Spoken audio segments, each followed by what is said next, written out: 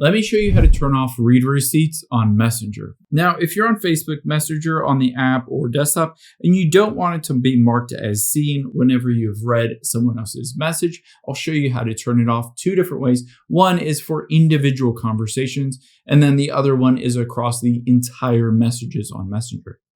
Now, let's say you just wanted to first just turn it off for one conversation. Within the Messenger app on your iPhone or Android or the computer, you can just tap on a conversation, let's say Barbara here, and then tap at the very top on their name.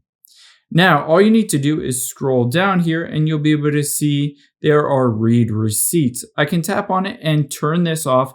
Keep in mind, this turns it off for just this conversation. It might be different if you're in a group chat versus an individual chat. You'll need to turn it off individually. However, let's just go through the process of turning it off across the entire board so that you don't need to manually turn it off.